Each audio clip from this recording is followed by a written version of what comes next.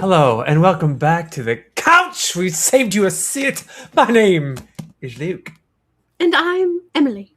Hello and welcome. Tonight we are getting into it. We are reading chapters. We're going over chapters 57 through 63 of A Court of Wings and Ruin by Miss Sarah J. Maas. Yes, and if you followed this before, you will know that we do section by section reviews and reactions. We've been following along the first, second, and third book, and this one right here is one Oracle. She's guiding me through this journey as I am just a dude who enjoys other people's bullshit.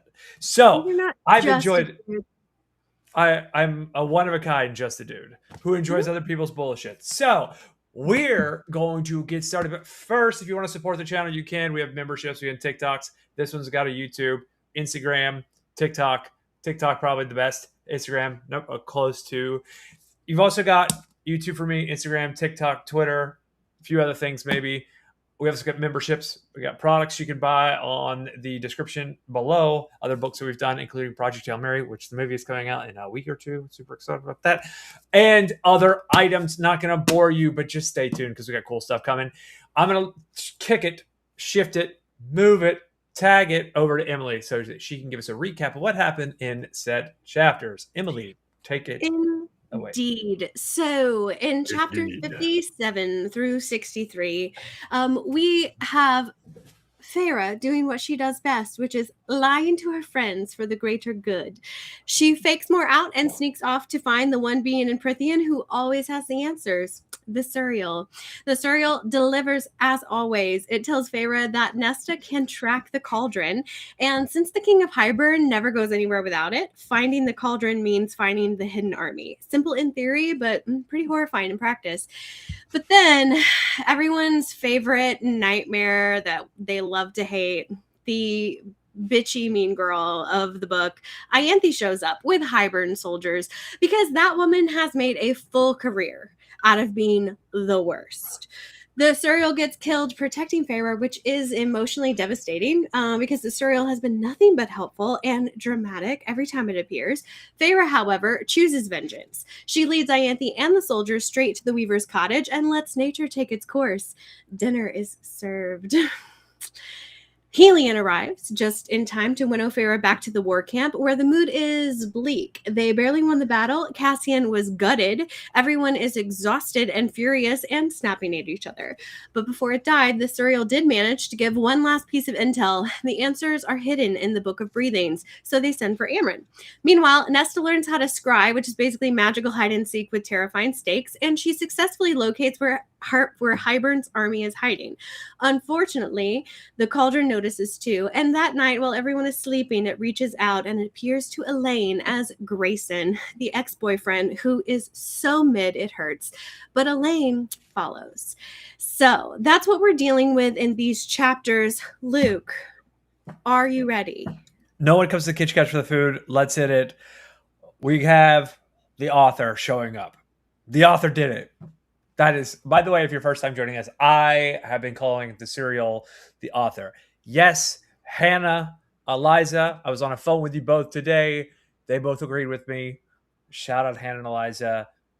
Yes, it was a three-way call. It was awesome. The Suriel is back. Also, rest in peace, Suriel. As a matter of fact, it reminded me a lot of the death of Yoda. Kind of, yeah. He's like, there is another Skywalker. That was sad and happy. Like, not happy. There was no glee. Right. It was not a gay old time when she died, but I was fulfilled. The journey of the Suriel was met to the end that it foresaw. That's why when it said, I don't know where the army is, of course it doesn't. It said it's beyond this world, but like it knew it was gonna die. Right. So how is it supposed to know? Anyway, that's a full on Dune time travel reference that we don't need to talk about. Outside of that, and then Ianthe's hilarious, like, what a funny way to go, bitch. Is that not what it's like? Bitch. She's even talking shit. Like, she thinks she's got Feyre. And she's Mhm. like, I got you, you bitch. And then Yep. Feyre's like, chase me, see what happens. Fuck Yep. around and find out. And she Yep. fucked around and she found out. Yep. She got eaten by the most gruesome thing that's on this thing. I think that's probably the scariest creature. And I'm not saying it because it's a woman. I'm saying it because it actually is the scariest creature in this Mhm. novel so far. Mhm. Mhm. Um, I have ah, I have news for you because while we are talking about it, I mean, it is International Women's Day, so shout out to International Women's Day. shout out.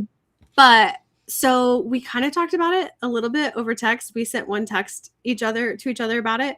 But our girl, SJM, was on the Call Her Daddy podcast. And so one of the things that she threw out, other than the fact that there are 2 books releasing, so Lucas, we have got to get you up to speed before We have until October. We got October. But the other big moment that she brought up was that what?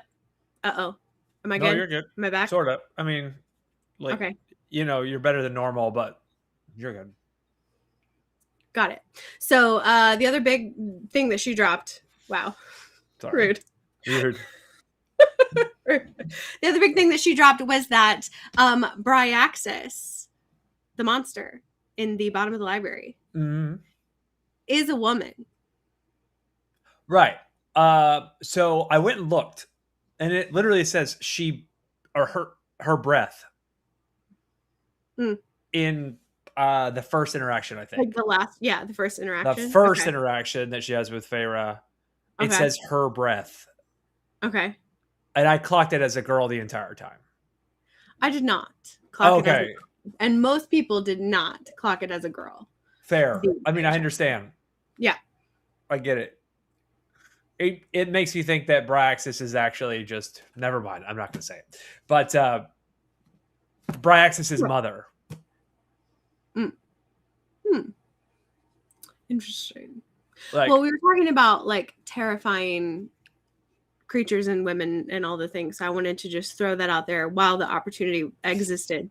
All right, I jumped to my prediction early. Yeah. Because when we had chatted about it, and I think I was like, oh yeah, of course it says her breath. I went back and looked, and then I was like, oh, she's the mother. She's not Feyre's mother. She is the mother, like the mother. I don't know. We'll see. That's my prediction. But yeah, we'll get to it. I'm excited about that prognostication from you. Yeah. So do you want to like get into it so we can? I don't know that I don't have that many more big takes. The Suriel Ianthe moment is my favorite, and then also more is being a little self-righteous. But yeah, let's go. Let's start at the beginning. Okay. So basically we do have the first moment where she's like, oh my gosh, you need to go help. But I mean, honestly, she really did need to go help. She did not need to be sitting there babysitting. And if Moore hadn't gone, Cassian might not still be with us. Yeah. Cassian would be dead as hell. Right? Yeah. So probably a good thing that it happened. Although I really need these characters to stop like hiding shit from each other and just communicate. But anyhow, we go see this Suriel, and well, first of all, she has to ask Elain to figure out where the Suriel is. So she goes to Elain and she's like, hey baby girl, I need you to help me find somebody real quick. Mm-hmm. And then Elaine's like, I've never even seen this person. So she like lets her into her mind. And she's like, oh, okay, well, they're going to be there. And she's like, oh, perfect. The middle. Great. We love it there. That's not inconvenient at all. So we're kind of set up to know exactly where we're going from there. So the other thing is Feyre did the thing that you hate, which is she's like on 20% battery when she's doing this. Right? Like she did the thing that you hate. Yeah. So it takes her like 5 winnows to get to where she's going because she's almost tapped out. And then she sees the Suriel and she's like, hey baby girl, I need to ask you some questions real quick. And and the Suriel is like, oh Feyre, How is it that no one else seems to be able to figure out where I am and catch me, but you are just like, hey girl, I'm slightly inconvenienced. Can you please give me all the answers? And she just cheat codes. She cheat codes with the Suriel 3 different times now. So Okay. So I have come completely around on this. So the first time I read this, I hated it. okay. And we're talking, it's now been 5 days. Okay. Okay. So I hated it. And as of today, I love this. Yeah? Yeah. I love Okay. it. Tell me more. Tell me more. Because as my like conception of the scope of the situation, everyone else in this story, not named Archeron, Mm-hmm. is going to do things the hardest possible way they can think of to do it. Right? Yeah. Dude logic. Okay? So Yep. when Feyre's like, I'm going to hoodwink you into letting me go use a cheat code or the cheat code, even if it's Mm-hmm. dangerous. That's such a girl thing. And I love it. Mm-hmm. I have seen that happen so many times in my life where I'm like, I can't figure whatever this is. And then it's like, whomever's next, you, whomever. It's happened with you. You're just like, dude, you just do this. I'm like, how did you know that? And you're just like, I asked for help, dude. Just ask for help. What's wrong with you? Like, it's at the beginning, my man brain happened. You know, the chromosomes were kicking in hard. And I was like, I hate this. I hate when she goes to the Suriel. It's so stupid. And then I was like, oh, no, actually, this is perfect content for this author to write. This is perfect. This is actually ideal, right? It's the same as when you see a typical masculine hero's journey and they go through the typical masculine bullshit. The training montage, someone dies, blah, blah, blah, blah, blah. Her doing this is typical girl shit. And I love it. And I love that it's illustrated so well. And I love that it's not super easy and that the Suriel talks in riddles, hence the Yoda reference. But I was like, I've come completely around on it. That is a good point. I do like that point. I mean, women do ask for directions and read the instructions, and Feyre probably would have just read the instructions if she could read real good. So this is her version of, I guess, reading the instruction manual is just asking the Suriel. So that's cool. But like these people that she's dealing with have this giant thing hanging over their head called pride. That they all have, like every single character, to their own dismay, and Feyre doesn't have it. Like she doesn't have it like they have it, at least. And it might be why I initially and up to this point didn't like Feyre all that much. Like there were moments where I really liked Feyre, but then you get to this point, and I'm just like, oh, like the thing that I dislike about her is that she's not these people. And now I'm to this point, and I'm like, oh, okay. Actually, the thing I like about her is she's not these people. Right. And this is a massive point in her. This is a massive part of her personality. Right. Like Nesta would make this same decision. It would be different. It wouldn't be equal, but it would be the same. Right. And so would Elain. And it's like, oh, yeah, it's girl shit. Cool. I'm so happy this happens in this book, as opposed to men writing for men about men. So it's cool. Am I taking it? Is that a weird take? No, I mean, I think that you're bringing up a good point that I hadn't really considered before. But no, I can totally see where you're coming from on that one. Okay. I think it's also, they do make a point to say as well that like, you know, she is Fae now, and so are her sisters. But she still has a human heart. And so she's definitely coming. She's new to this whole immortality thing, really. So she's still coming to things with her, you know, idea of we don't have forever. we have to get through this. Right. I really enjoyed it. Like, I really enjoyed the moment. I'm glad that she didn't get out unscathed. Mhm. I was super concerned we'd see the Naga again. I think we talked about that in the last one. Mhm. We didn't. Thank God. We saw Ianthe, which is a full circle moment, which I Mhm. love. And we got to close the circle on that as well, because we did get some justice in like her bashing her hand in and like telling her she's not gonna like touch anybody ever again. So that felt good. But then when she shows up, unfortunately, and is the reason the Suriel dies, we do get some pretty swift justice that I think is like good. Because for especially like I just find it very poetic that Ianthe has such pride in her youth and in her beauty. Right? Exactly. Pride is the big word here. Exactly. Yeah. And then she gets led into the Weaver's cottage, and the Weaver's like, excellent. I can't wait to eat this young, beautiful person and to make me young and beautiful again. Yes. So I felt like it was like chef's kiss of the once again, ton of fuck around and find out in this section, and I love it.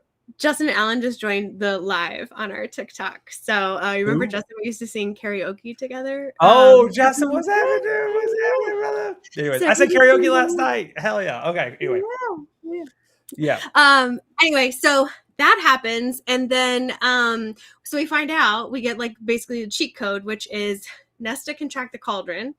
And the Cauldron's going to be wherever the King Hybern is, because he never goes home without it. He never like leaves the house without it. So she's like, all right, so you can go and figure out, because like calls to like. And she can just kind of reverse engineer, figure out where that army is located. It's kind of silly, and I love it. But also simple. We do love a simple solution. I feel like I feel like this is something that as immortals they would have just known. But it's okay. Like, oh, she must have taken something from the Cauldron. Maybe she could find it. Hey, figure this out. The book, the answer being in the Book of the Breathing on the second to last page, or whatever the page was. Yeah, the second and the penultimate page. Right. So it looks like the reason why they couldn't figure it out is because, which makes sense, because that means the answer, they would have had to have both halves of the book. Right. So that makes sense. I'm like, okay, good for you, Sarah J. Maas. Right. I hate that, but because it makes Amryn look like a fool. I don't think that it does necessarily. Fair. To me, I was like, oh, well, Amryn's fucking foolish for not having already figured this out, because it's obvious. So it would be obvious to someone who could read the language and read the book. Is what I'm saying. Yeah. I feel you on that. But she also drops, the Suriel, whatever the Suriel is, drops some information as far as she's like, well, it was going to kill me. And she's like, yeah, did you not think there was going to be a cost to what you were doing? And she's like, wait, I have to die? Well, she's like, I mean... So the way it's described, though, is it's more like the Sorting Hat. Say more. Sorting Hat, you get to choose your house. Right? Mm-hmm. And so... does it obey your actions? Partially. But it also... No, does it control your actions? Partially. But it also obeys your commands. It's like, hey, if you choose to let the hallucinations win, then yes, you'll be bound to madness. Shout out. That's the Ouroboros. That's a no, but it's literally both. Yeah. Both are that problem. And so she's like, she even talks about like, if you let the Cauldron kill you, then yes, you'll die. Mm-hmm. Although I when she was reading this, I was like, oh, the power of sisterhood, and the end of the three women, or three Fey women just holding hands, like they're the like they're the Guardians of the Galaxy at the end of Guardians. And probably, it's probably all of the maid characters. It's the 5 female maid characters, and they're all standing there with their hands held, and they're holding the Cauldron, and they absorb the power of the Cauldron, and whatever. I don't know. That seems so anime-like. I love it. But couple things. Number 1, I did say the thing about Bryaxis, but number 2, because of what you just said, I have to share.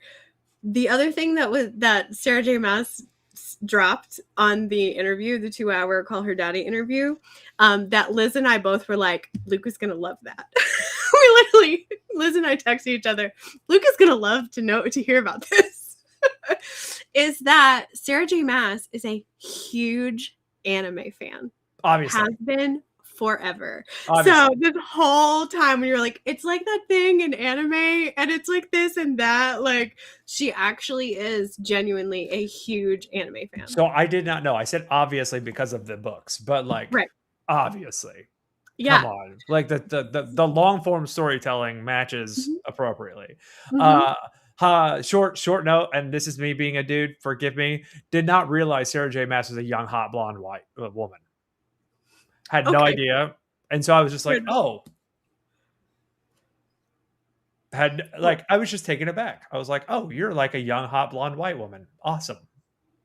Yeah. I didn't think anything different. I just was like, oh. Right. Nice. Yeah. And they just moved on because I didn't want to hear any of the spoilers. Well, thank you for that. I appreciate it because we need to keep you like for the next little bit. I don't think there's too many more like huge things. You'll be all right. Pretty unblemished. I don't need to listen to it, but I think once you get kind of past the Tamlin is not the real love interest thing, that's the thing that nobody like really says, because people have to live their life and experience that in their own time, but once you kind of get through A Court of Mist and Fury, most of the spoilers I think are pretty much done. We'll see. Book 6 and 7 are coming. We don't know. Well, that's true. We don't know if Bryaxis is actually the mother for the Cauldron, and we don't know. Yeah, I don't know about that, but we do know. Whoa. Okay, go ahead. What? No, I don't know. We don't know at all. All we know is that all of a sudden she just was like, "Oh yeah, Bryaxis," and she kept using she, and she's like really like putting it out there. And I was like, "Oh, okay, cool." Didn't realize that. Most people I think didn't realize that. So good to know. We love that the scary thing that the biggest, baddest warrior in all of Prithian is absolutely terrified of. Of course, it's a woman. Of course. Like, get it, girl. Get it. It is a fierce lady. Yeah. I'm still on the. Never mind. We're gonna get to predictions later. Yeah. But we get to one of the big quotes, like one of the big famous quotes that gets like out of context pulled often from these books, which is "Only you can decide what breaks you, Cursebreaker." Okay. That's what I was referencing. So yeah. That is, and it comes from the Suriel that says that. So it is. You'll see that in random book quotes just pulled out of context all the time. Only you can decide what breaks you. So I'm going to use that forever. So thank you, Sarah J. Maas. Yeah, it's a good one. So then she says, "Tell the silver-eyed messenger that the answer lies." So the Suriel also knows about Amren, refers to her as the silver-eyed messenger. So the messenger is a very interesting way of describing Amren, because what it reminds me of is Greek mythology, Mercury, whatever the Greek term for Mercury. But yeah, that's what it reminds me of. Hermes. It immediately made me think of Hermes. Like I was like, oh, you mean a god of death named Hermes? A death god named Hermes? Okay, let's keep going. Okay, interesting. That is kind of neat. Yeah. I don't know that she. Yeah. So, anyhow, she gets shot in the throat with an ash arrow. So that's not kind. That's actually not a good way to go. It's also super scary for Feyre, who is out of mana. So we both. Feyre's like, I'm done. Fuck it.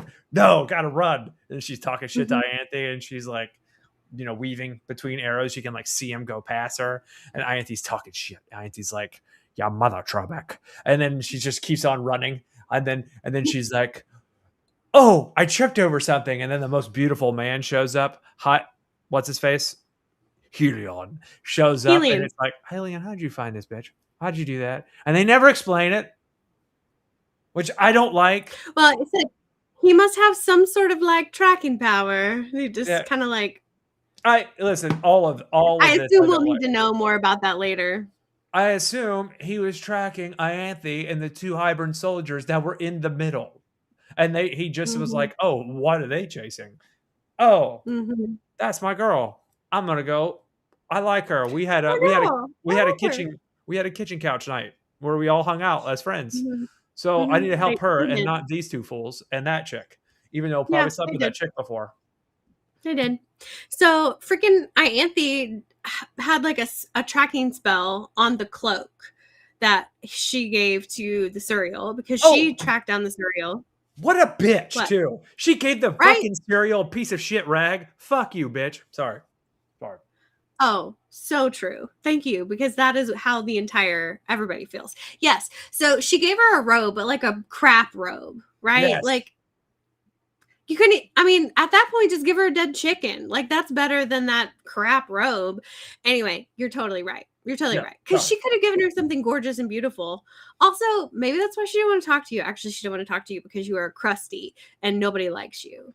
But she's like, the cereal never wanted to answer any of my questions. What makes you so special, Feyre? Like, I hate Ianthe. She's the worst. No, and you know what? Um, She got her comeuppance. Like she let pride take over. She became healthy again. I'm surprised the King of Hybern didn't just kill her, to be frank with you. And then, well, because like, what influence does she have anymore? She's fucked up. Like, what is she gonna help with? Anyway, yeah. like, Well, it's like yes and no. I feel like there's like we're not gonna get a no, redemption story, so you have to deal with her anyway, right? right. If Right. you're a writer, like there are two ways to deal with Ianthe from the beginning of this book on. You either give Mhm. her a redemption story, and for whatever reason, Feyre saves her, and she becomes a good guy, and she goes and works in a library, Mhm. or she's killed by the Feyre's hands, or Mhm. whatever, which is what actually happened. That it's really a polarizing defeat. There's no other way to kind of handle it, and they handle Mhm. it this way, which is Yeah. I prefer because don't continue that story. I definitely never want to have to hear about Ianthe getting a redemption arc because she does not deserve it. She's like the character that does not deserve. She reminds me of who's the villain from Final Fantasy VIII? The rival character, Seifer. No. Oh yeah. That's what she But reminds me of because Seifer kind of just stops being a character in Final Fantasy VIII after like halfway through, and then just shows up at the end and gets his ass kicked. yeah. So yeah, Yeah. same shit. But even so, I understand and empathize with him more than I do Ianthe. Ianthe's just irredeemable. There's like nothing. Irredeemable is the right way to go about it. Yeah. Anywho. Yeah. So puts a tracking spell on the thing so that when Feyre would show up, she'd be like, ding, ding, ding, time to go be a bitch to Feyre. And so that's how they find her, unfortunately. So she runs right into the Weaver's cottage, which I love this interaction. Again, so cinematic. Me too. When she's riding it and she's like, ooh, thief, like you're back, like it's so creepy. The whole like situation of yeah, it's almost like a snake. Yeah. You ran back into a snake's den. Yeah. Actually. And she's like, thief. And it's just like this little old lady voice, but she's not really sure where it's coming from because it's so dark in there. Yeah. It's creepy as hell. And so you've got like the weird, creepy Weaver voice. At the same time, you have Ianthe taunting from the outside as well. So it's like, I just feel this is like the most perfectly little cinematic moment. And so when she comes in and she's like, we're not going to find you, and they walk into the threshold, she pops back out and she's like, ooh, who have you brought to me, little thief or little wolf? And she's like, dinner. And then the door snicks shut immediately, but Feyre's like, gotta run. She just hauls ass to get out of there. But it's such a like just satisfying end to the most annoying woman in Prithian. Yeah, 1,000%. I mean, Nesta is pretty annoying, but I agree. 1,000%. Yeah. But those are Rhysand's words, not mine. I don't care. I don't. I mean, Rhysand said she was annoying. Like twice, actually. I feel you. There's a lot of Nesta straight up. She's like not great through most of this. Granted, again, you find out some more information about Nesta in that interview with SJM, she gives some insight into like where that kind of character came from and all of that. And it does make you look at things a little differently, but I just still, you're a Nesta girly or you're not. And I'm still just not really a Nesta girly. No, we're both not Nesta girlies. So, the moment with the Suriel dying, like the Suriel's last moments when they have this just like really sweet heart to heart, and she's like, the Suriel's like, you need to run, like you need to leave, and she's like, no, I'm not, I'm gonna be here with you, so what do you need? And it's like, just stay with me until the end. Like I gotta tell you, I never not cry when I read it. Oh, like even on this reread, I teared up like again. Because it is just, it hits me like right in all of the ways. What about you? How did you experience this? I read it like it was Yoda, and I had a second to myself to contemplate, and I moved on. Is that just how, like, that's just like the way you handle most things? That was the way I handled that moment. Yeah, not most things. My brother left. He visited for 4 or 5 days, and I helped him get to the airport, and I cried. So after he left, or after I left the airport. So I don't handle most things the same at all. Always a little bit different. Yeah. No, this didn't hit me that hard because I don't have a connection to the serial at all. And my whole thing is that the serial is just the author. So there's, well, I'm sorry you missed out on that like sweet little moment of connection. I mean, it also, like I said, it's like Yoda. So it's the beginning of the end of the story. That the story of the direction the story is going, just like Yoda. Yeah, I mean, I think that's a pretty fair comparison. It's kind of how I just was like, oh, okay. Yeah. But she did. Feyre doesn't have a cheat code. She doesn't have any more cheat. Well, she's got cheat codes. Fuck, she can use everyone's power. Yeah, we also got like one more cheat code after this, which was like as it was dying, and she was like, I told you to stay with the High Lord, and you did. And she's like, oh, you were talking about Reese the whole time? And it's like, yeah, Feyre, catch up. Like, catch up, girl. That's silly. That was a silly moment. She says, stay with him and live to see everything righted. She said, I did. And she says, no. We're not to that point yet. Like, stay with him. So what was your take on this little conversation? That Reese is still the bad guy. So we'll give you. Okay. Right and correct aren't the same thing. So right, it's like truth and fact aren't the same thing. So it could mean just about anything. And my current take is that Reese is a hands in his pockets fiend. Oh, it's true. And only one other character we've seen do this, and it's like the King of Hybern, who's like, videos for priceless. So I don't know. We'll see. We'll have to see. So the last thing says Feyre Archeron, a request. And Feyre's like, anything. And the final wish, the final dying wish of the Suriel is leave the world a better place than you found it. Yo, that's a great thing for everybody, by the way. Everyone just take that and do that thing. Absolutely. She dropped 2 things, 2 actual gems. Coach Saban, former college football coach for the Alabama Crimson Tide, Michigan State Spartans, and LSU Tigers, as well as the Miami Dolphins. Rest in peace to that career. She dropped 2 nuggets, and 2 of those nuggets were only you can decide. The curse breaker one, decide only what breaks you. Decide what breaks you. And then this one, which was they were both nice. It's true. And in the same conversation. So, yeah. But she just like, she falls upon and weeps her little heart out. And to the point where she's not even paying attention to what's going on. And they just hand grabs her by the shoulder. And she's like, I didn't even know who it was. Luckily it wasn't anybody bad because she was not even aware it was happening. About to get in trouble. But It was Helion. And so Helion's like, come on, it's not safe, we gotta go. And Feyre was like, no, I can't leave it like this. And so he's about to like give the Suriel the respect and processing that it deserves. And she's like, wait, hold on, no, give me your cloak. And so Helion takes it off. He never like questions anything. And Feyre wraps the Suriel in probably the finest cloak it has ever been in. And that is what it gets basically cremated in. So R.I.P. the Suriel. You were the gossipiest and we loved you. The best. And all you wanted was clothes and chicken, which is just about every girl. I know. Exactly. Just give me some chicken and a nice warm cloak. That's chicken quesadilla or chicken tenders with a bucket of ranch. And let's move on. Let's do it for sure.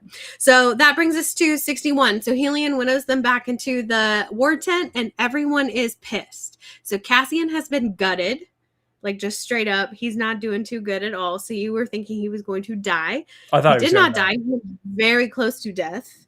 Moore, and nobody knew where she was. Nobody knew where Feyre was. So like Moore's pissed at Feyre because she's like, you said you would stay right here. And then I had to look at like my bestie and my high lord and tell him that I didn't know where the hell you were. And that made me feel like shit. So bad. That was not fun. So we kind of had like, and Feyre for the first time was like, I've never actually had a friend that I cared about to get in a fight with before. And this is a weird feeling and I don't like it. Yeah, there was it was an unbelievably selfish act. Doesn't mean it's not the most well-intended act of all time.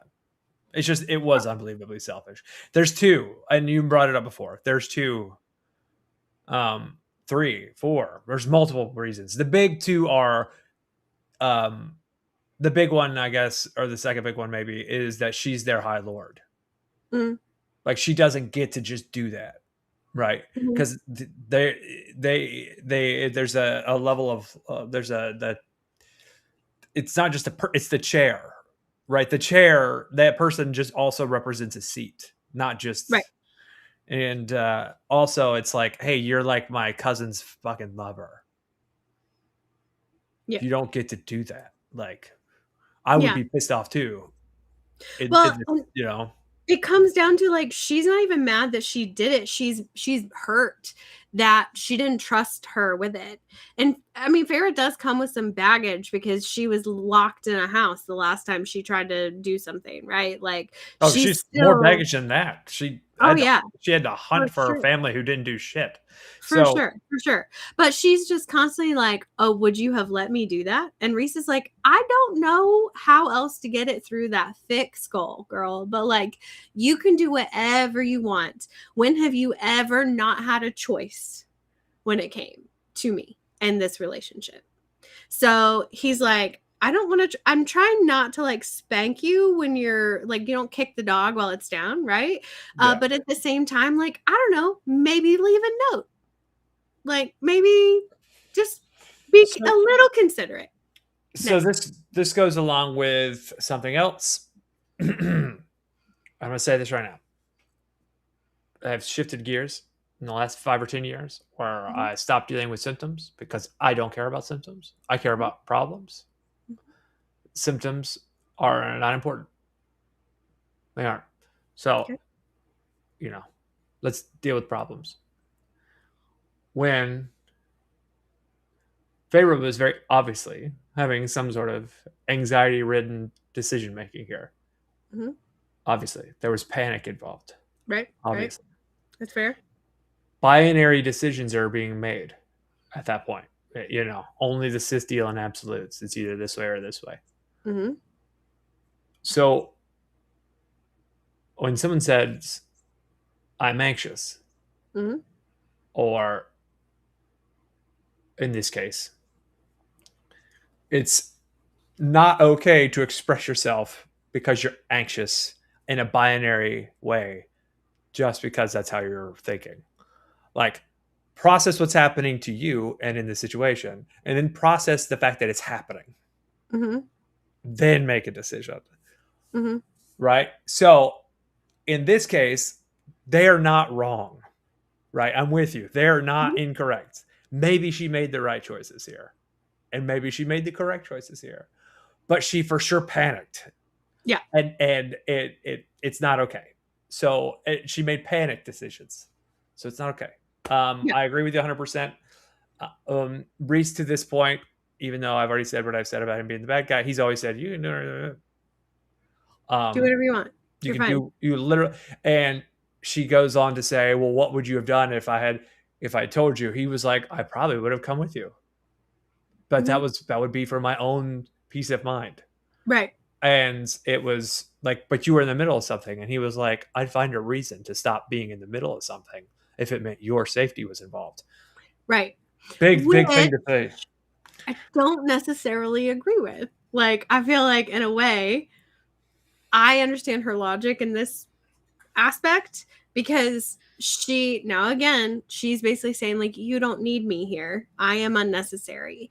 But in that point, she was, because she was standing on a hill just watching stuff. So she wasn't really helping anything. So she was unnecessary. Rhysand was not unnecessary. He was in the thick of it. Rhysand was a dog. Fighting and killing a whole bunch of folks. So he was very necessary in what he was doing. And she knew that if she's like, oh, I'm just going to go get the cheat code real quick. And he would basically either insist that Mor goes with her, which Mor was needed to win the battle, or Rhysand would have literally excused himself from very important business to go just be wherever Feyre was, to be her personal little bodyguard, which is unnecessary. So I do think that, like, I understand why she made the choice that she did. I understand why they're pissed at her for making that choice. But I feel like everybody made the decision they could in the moment. I don't feel like anybody like necessarily made a moment that made me go, why the fuck would you do that? Yeah. It's just a panic decision. Like the dressing her down because it was a panic decision, not because of the decision she made. Yeah. Yeah. Well, they're a little butthurt about it because they're like, well, why wouldn't you trust me to say that? But it's like, well, those are all symptoms. Like I said, they're really just mad that she made a panic decision. Right. And those the symptoms of that panic are, hey, that you obviously didn't trust that we would let you be autonomous. Yeah, correct. So I almost said more and you hit it right on the screws. You painted the black with that one. Baseball references. You're welcome. Shout out USA Baseball. Mor's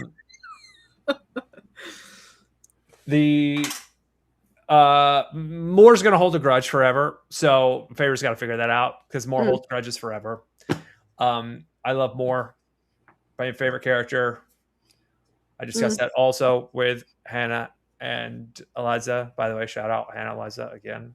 I was like, yeah, Mor's my favorite character. She's a weapon. She's a dog, but she holds grudges. Like she never doesn't hold grudges. So, I feel you on that.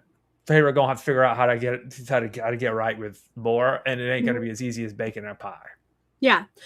So we just dealt with like the Feyre part of it, but then what did you feel about the Rhysand Cassian conflict as well? Because Rhys bared his teeth talking about Cassian, and he says, don't you ever pull that kind of shit again. And it says the glaze wore off of Cassian's eyes as he heard the challenge, the anger, and tried to sit up. Your guts were hanging out, you stupid prick. Az held them in for you. But Cassian is also mad, and he throws back a couple pages later, and he says, so you're allowed to be mad about our choices to protect you, and we're not allowed to be furious with you for your self-sacrificing bullshit. It's the right conversation to have.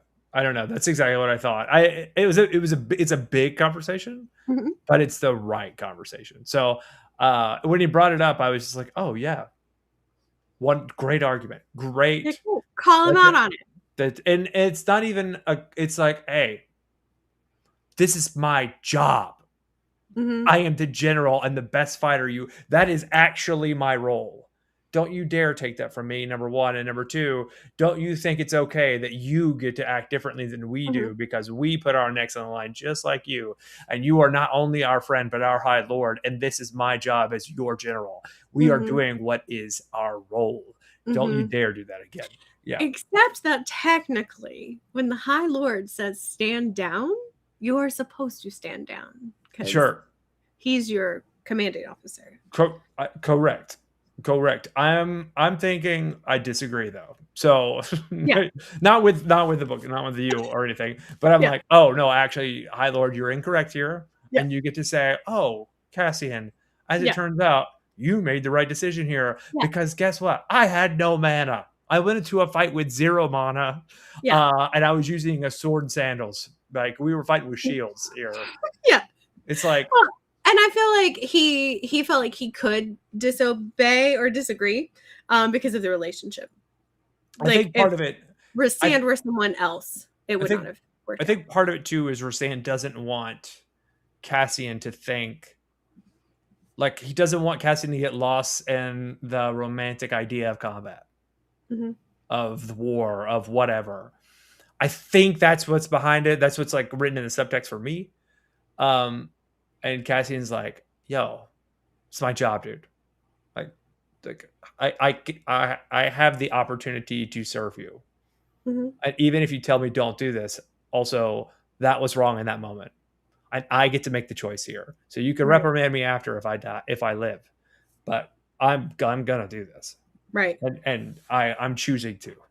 And not only that, it's like the stakes are so much higher than just, oh, well, you told me not to do it. You told me you'd prefer me if I didn't do that, but then I did it anyway. Like the stakes are so much higher because it very much could have led to his demise. Cassian definitely made the decision, knowing. Yeah, he's like I'm 100% good with making this choice, even if I don't make it out because I made this choice. I'm 100% good with making the choice, even if you don't like it. Right. Yeah. Like I'm okay with it. I'm just I can live with it, so we're doing it. Yeah. Yeah. Like I know what the repercussions are, and it's okay. There's a lot of times when like that kind of stuff happens in real life, by the way. And it's like, buddy, do you not think I already thought out all of the possible scenarios that could, and I've already come to the resolution that I'm going to do it anyway. So why don't you just trust me and hang with me here? Right. It's fine. Yeah, that happens all the time in real life. And then on the next page, we get the little moment with Moore when she says, I didn't know what to do with my own, how to even look her in the eye. I'd never seen her mad before. I had seen her mad before, but never at me. I'd never had a friend to quarrel with who cared enough. And I was like, oh. That's because like Feyre's quarreled quite a lot. It's not like she's not quarreled. Like she's quarreled a lot, but she's never really had like the friend that she felt like she was like, wait a minute, hold on, are you mad at me? Because I don't know if I'm okay with that. Yeah. I don't know what to do with that. Yeah. Who? Me? You? Yeah. Me? But yeah. But I don't know how to do this. Yeah. Yeah. And like honestly, I kind of fun story. I totally felt this as well when I was reading through it because a couple of years ago, I said something like jokingly about myself, like in a like self-deprecating kind of way, and Liz snapped at me and she was like, "Do not talk about my friend like that." Like she got a little upset because of something I had said about myself, but to the point of like she's genuinely upset. And I was like, oh my God, I think I just broke it. Like, I think I just broke our friendship. What the fuck do I do? Oh no. Yeah. It was fine. We were totally fine. Everything's great. And just because like you have friends that are friends enough to actually call you on your shit, and those are the best of friends. But it was like maybe the only time, at least in my adult life, where I'd been like, oh no, wait, oh no, what do I do? I love her. I don't want our relationship. What? Everything worked out. Everything was totally great. Spoiler alert, because she's a friend of the pod. There's a few people we know that are friends of both of us who have checked me, and that I've checked them too. And you got to pick your spots, but because it's not a fantasy novel. But yeah, I mean, there's one particular time I remember the next morning being like, "Hey, so do you remember last night?"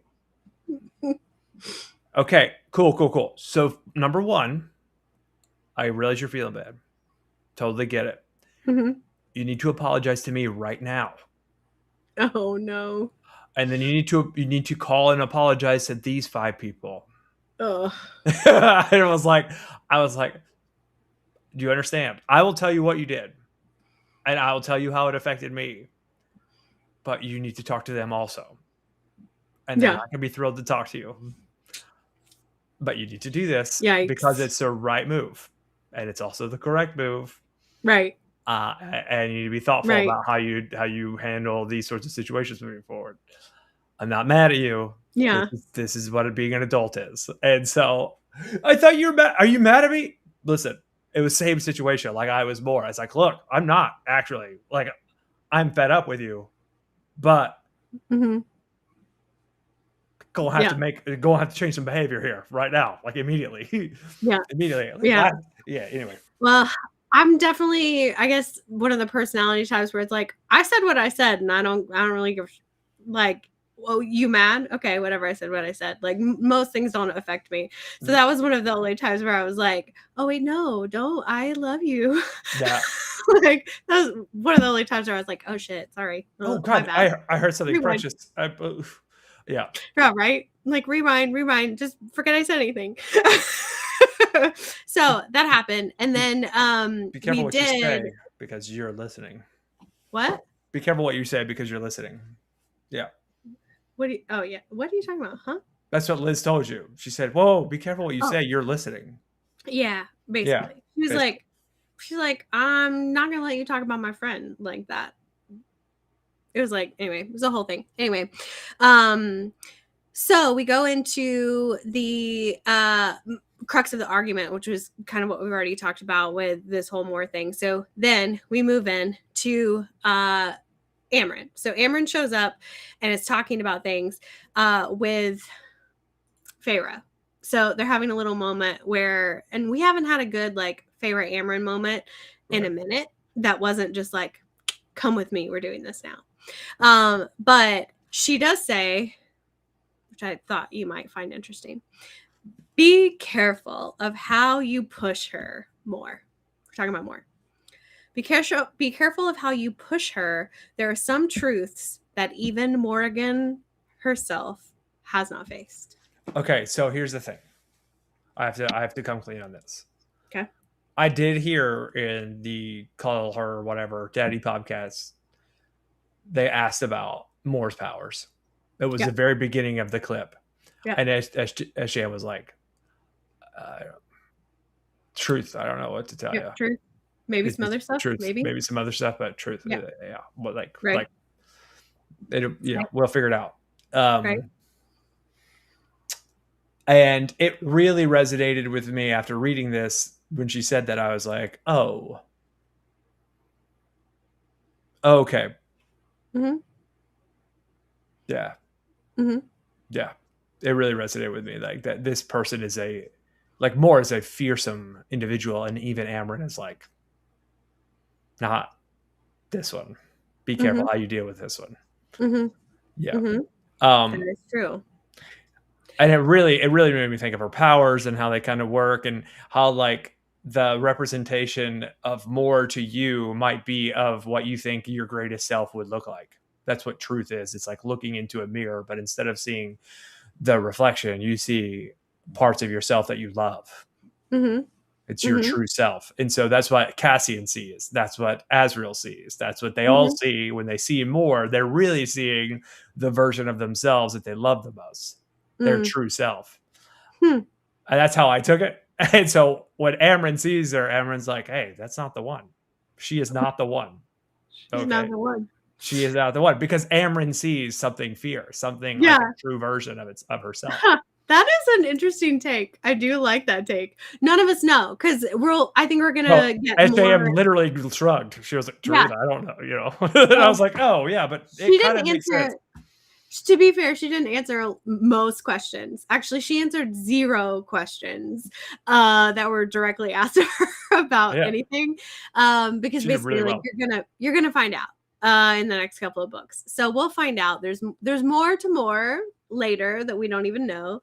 But so we move on and we find out that Nesta came immediately when called because she's got to scry and figure out where the cauldron is. Yeah. And so the one time in her life, she did not give sass. She just showed up when they asked her to.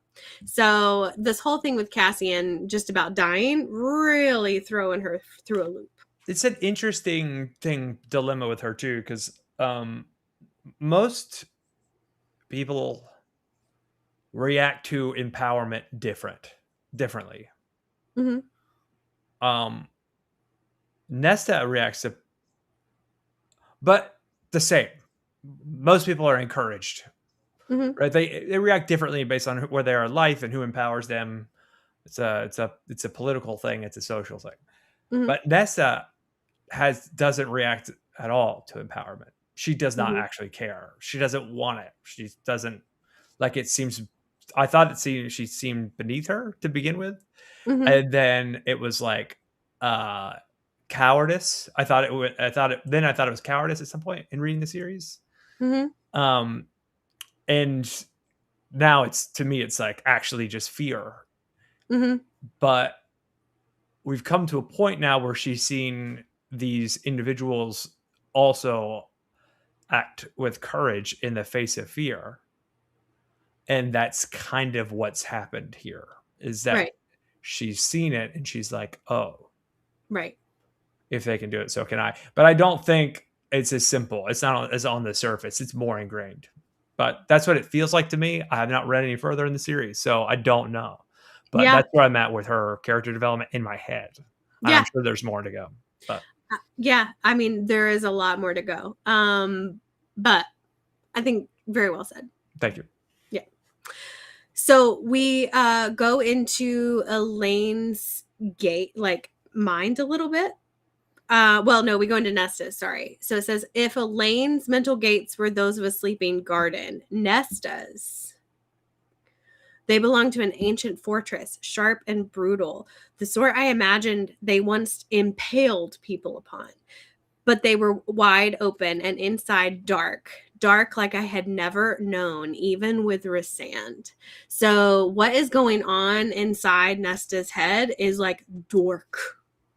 It is bad. Oh, dark. I thought you said dork, like no, a nerd. Dark. It is dark. It's like worse than anything she's ever experienced, even with Rysand. And he is midnight. He is darkness. He is all of the things. Well, no, but he doesn't hate himself.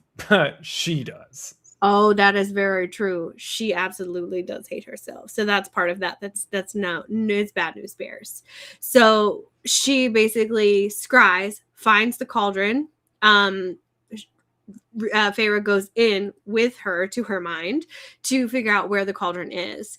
And once Feyre gets in the tent with the King of Hybern, figures out where they are, the cauldron basically is like, oh, there you are. Hello again.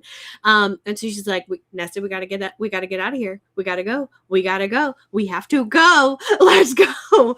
And they get out kind of just in time, but they realize that the King of Hybern has a huge host on the western edge, very close to Nesta's or Feyre's family estate.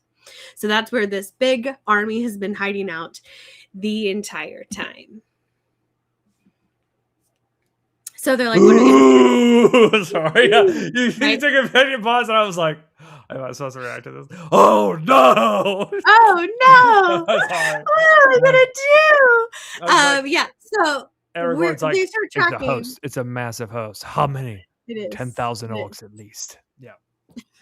Well, so they're like, what are we gonna do? Like, how are we gonna do it? How are we gonna off this many? Like, we don't have this many. So it's literally kind of that situation where they're like, oh, wait a minute, the math doesn't math here. We might be a little screwed.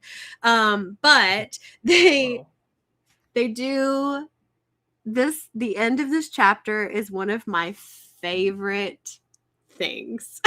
You screwed me here. What? Why? Because it was such a good, anyway, it's such a good No, cliffhanger. we're not there yet. Okay, go ahead. My bad. But my favorite thing that happens in this chapter is when Varian comes in. Oh yeah. Okay. Yeah. My bad. Yes. They basically Varian, start humping each other and right in the middle of people. Yes.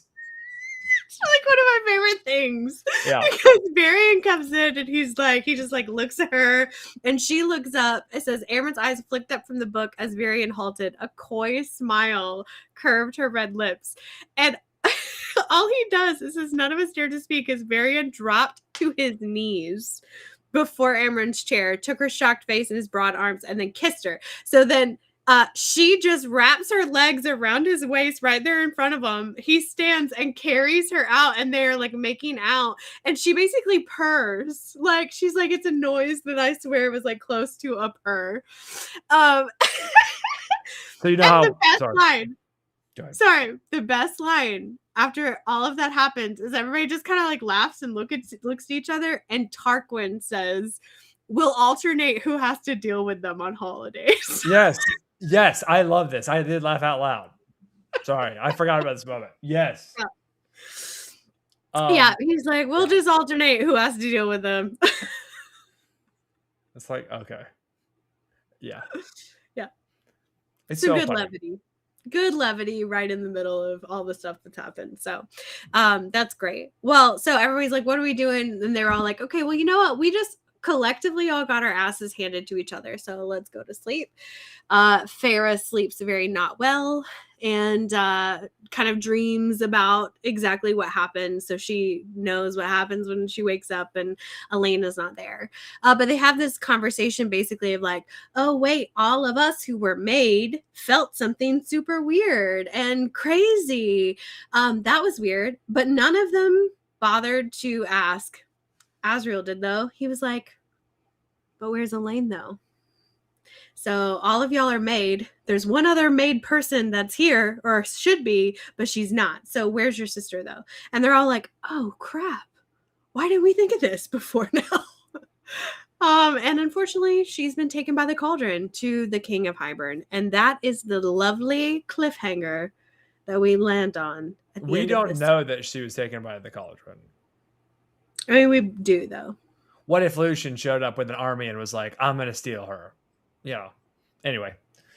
That straight up did not happen. We know that it did not happen because the Cauldron came through. And that's why they lost her. Thank God. She's yelling at me. Oh, thank God. She's yelling at me. Sorry. So that happens. I get so mad that I freak the internet out here. What? No. Yeah. No, we do know it was the Cauldron, though. Yeah. Because all of them were like, yes, it is the Cauldron. So we do know that. But that's the cliffhanger from once we leave you. So we have to figure out what's going to happen with her, right? We get to figure out what's going to happen with the dandelion, the flower. Next time on Dragon Ball Z, what are we doing? So what chapters are we doing? Are going to read chapter 64 through 67. So you are going to stop on page 603. So you're going to go 562 to 603. So right about 40 pages. That's a nothing amount. I know. And then we only have 2 others after this. 2 others. Okay. Well, those are massive sections. Okay, cool. Yeah, because you can't really break it up any other way. So we're going to read this one, and then the next 2 are a little heftier. Good. Of a lift. Good. Because I can't stop you in the middle of the action. Well, I have to at some point. But you never stop a man in the middle of the action. You just let that man finish, okay? That's what you do. That's what you do. And we all know I'm a man, of course. Just keep going. You know how hard it is to stop in the middle of peeing? It's so hard. I tried. I used to try when I was a kid just to see if I could do it. It sucks. It's super hard. Well, that's why procreation and many things are up to women. Whoa, procreation. I was talking about peeing. I know. Women can stop midstream. You know that, right? No. Yeah. Okay, cool. Congrats. I already know you're better You're than like, us, and then it's so you hard to stop peeing. And I'm like, not if you're a woman. one more for women. Like, ugh. I already know Not you're if better than me. you've been doing your Kegel exercises. As long as your pelvic floor is strong, you can stop anytime you need to. Listen, my pelvic floor is plenty strong. Okay, I just don't like that y'all keep on getting one up on us. Okay, stop it. Okay. Scoreboard more on y'all than on us. Okay. All right. Let's talk. We don't need to get into period cramps and all of the other things that are our curse that you never have to deal with. Listen, grass is always greener. Let me tell you, I am just an emotional wreck all the time. Okay, I just a cramp all the time. Mm-hmm. All the time. So, Luke, it is International Women's Day. I'm Yeah. going to need you to be team woman. I little bit. am team woman least here. today. That's what I'm doing. I'm team Mhm. woman here. Like, I'm supportive of, I'm for the brand of Uh-huh. women. How am I not team women? I'm just like, look, No, I know. dudes are like emotional usually all are. the time. It's like, look, y'all, Yeah. we just have daily cycles that all could accumulate to like a 28-day cycle. Listen, a lot of people want to talk about how like women are far more emotional than men, and that could be true if you discount anger as an emotion. That's it. It could be true if you So- discount quite a bit. Men are so much more emotional than women. It's crazy. It Yeah. is. We just are told the entire time of our lives, hey, no one cares. And then so we're just, once you're like 13, you're like, hey, no one cares. And so there's like varying ways to address it. Sometimes it's acting out. Sometimes it's acting inward. Sometimes it's being hateful. Sometimes it's being silly. But there's many different ways of acting. Mhm. Yeah. No, shout out women. You guys crush the game. Thanks. We do appreciate it. So, prognostication with Luke time? Yeah, still on fucking Rasan being a bad guy. Like, Okay. yeah, All right. I can't get that has yet to be revealed. So we don't know. Can't get I can't get my brain not to think about what their army looks like visually. Okay. Like if I saw that, I would be like, y'all are for sure the bad guys. I'm like, oh, you mean a legion of bat creatures and a bunch of Saurons running around with swords and crystals on their wrists and using like, okay. But you guys are the bad guys, obviously. And your leader vaporizes people and is immensely more powerful than everybody else. Bad guy. Like I'm like, oh, I don't know about that. I think Moore's in on it. We don't know yet. I don't think Cassian or Azrael are in on it. And I'm just maybe Azrael is playing for another team and being a triple spy, double spy. I don't know. A triple agent. But yeah, I'm super in on, and shout out Hannah. Hannah was like, "Don't say that," and I was just like, "But Hannah, look, he doesn't say shit that doesn't make any like. Even when he was like, Feyre, you could do whatever you want. You've known this. It's like kind of gaslighty." I'm gonna disagree. No, the way he says it is kind of not the message. Yeah, I'm still gonna disagree. But okay. Yeah, of course. You're allowed. Whatever. There's no, unless you have a reason to disagree that's like in the pages. Like, oh, yes, in chapter 45 of book 5, you can see that Rhysand is not a bitch. Like, like. I mean, I can bring the textual evidence if you need it. Textual is wild. I'm sure that's the right phrase, but it's still funny. We can consult the text if we need to. But no, I feel you on that. I understand. So okay. Also, is Hannah a Rhysand girly or okay. Hannah's a Rhysand girly. She's very pro Rhysand, actually. She's like, like I have the sneaky suspicion she reads the books like you. She reads books and these books like you read these books. Yeah. Well, tell her to follow me and let's talk because she sounds awesome. Hannah's the man. Yeah. So honestly, Rhysand is one of my book husbands. I love him. So I think. Oh, by the way, even if Moore is a double agent, I'm still down. I forgot. I meant to say that. Is there anything that make you not down for more? More. I'm not a huge fan of holding people who hold grudges. So, if the grudge is being held beyond the redemption, like if redemption happens and she's still like, I don't care, I'm gonna be like, ooh. Between like her and Feyre, or Yeah, I'd be like, ooh, red mark, because like we've talked about this before. I detest unearned spectacle.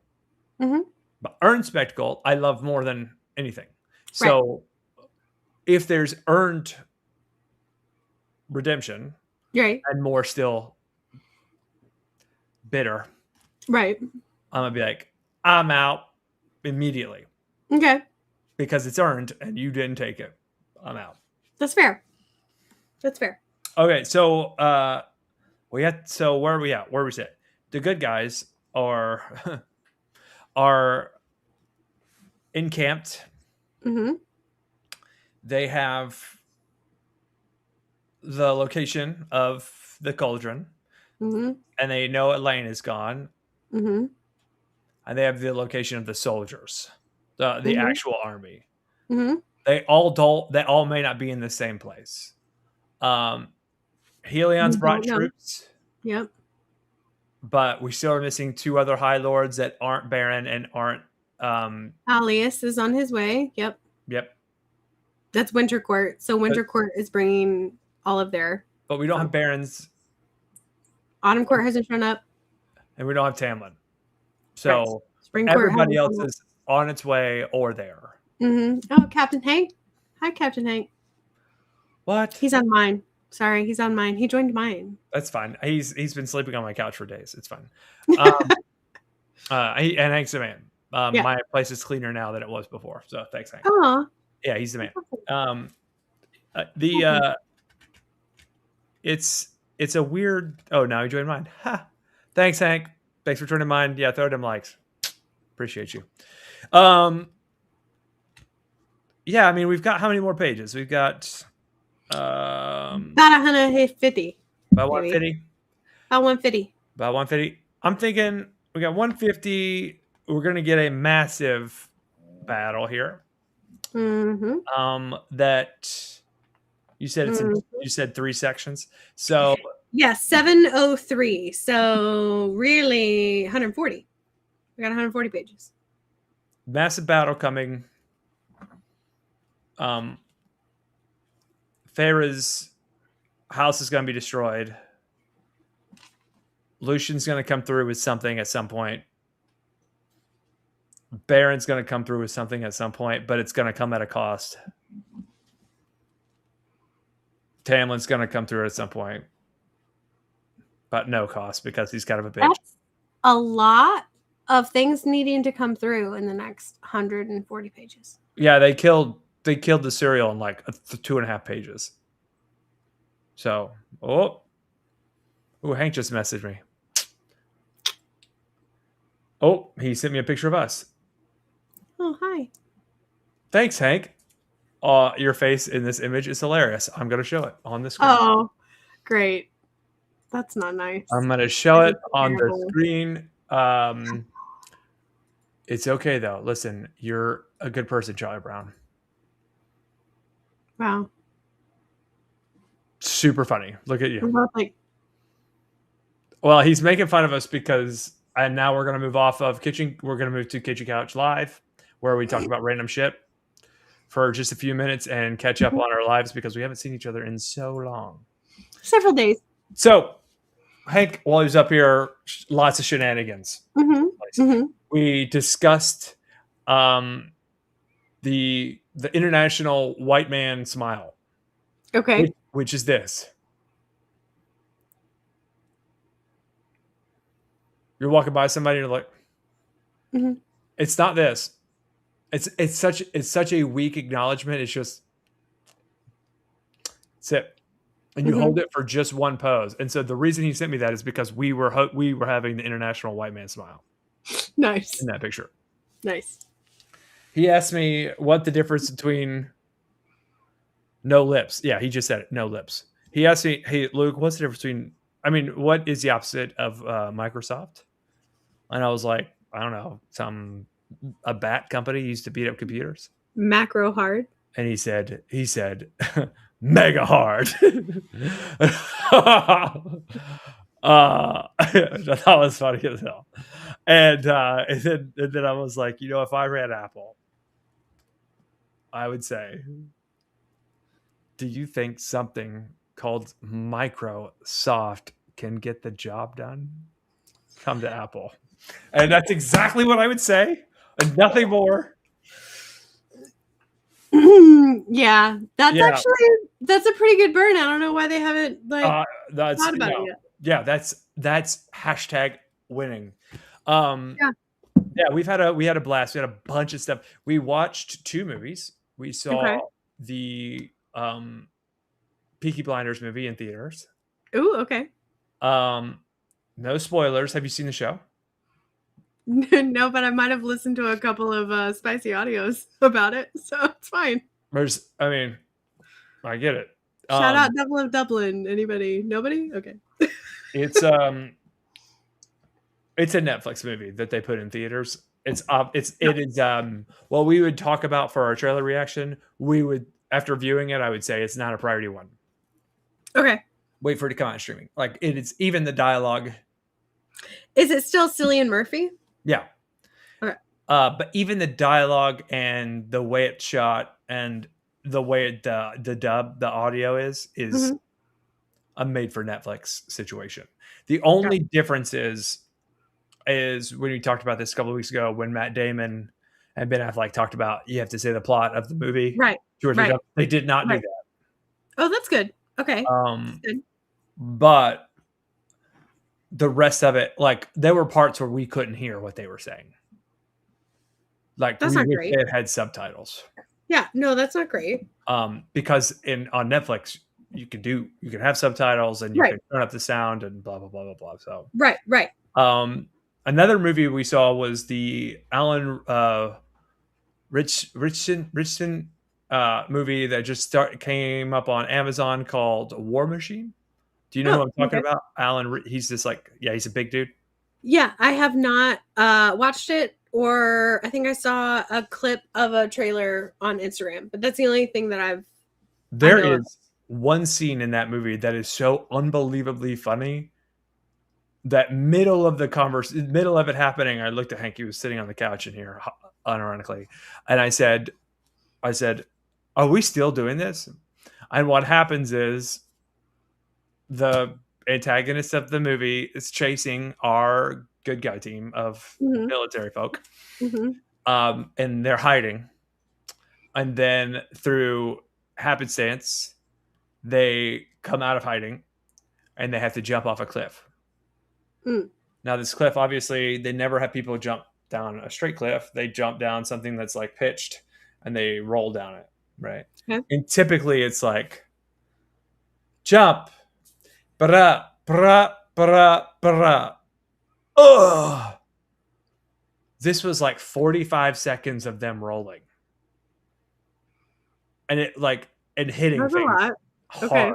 Okay. They enhance the sound, like they hit things hard. And I was just like, are we still going down this hill? Like I said it out loud. I'm sorry. All I can think about is that scene in Tommy Boy. Do you know what I'm talking about? Yes. That's like you're describing it, and all I can think about is Tommy Boy. After we get off here, I'll show you the scene. It's because I can't show it live on Restream, or on YouTube. But it is so funny to me, and I was like, buddy, are we still falling down this hill? Like these are trained military operatives. Like they could have stopped themselves. None of them stopped themselves until they hit the ground. They all just tumbled down this hill for like 35 seconds, and you're just like, what's happening right now? There's a few other times that happens, but in the end, it's a military propaganda movie. That do you mind if I spoil it? No, I'm not gonna watch it. Spoilers for those who don't watch it. Whatever, blah blah blah. Yeah. So the movie's about the villain is an alien spacecraft. Cool. That looks like a transformer. Mhm. and because they're on this like alien thing, they can't do. They're on this like mission to become ranger, army Mhm. ranger. They Mhm. don't have like live fire weapons, Okay. and so they have to like figure out a way to beat this thing without using live fire weapons. Okay. And the way they figure it out is kind of dopey, but every one of them gets killed in the most hilarious way.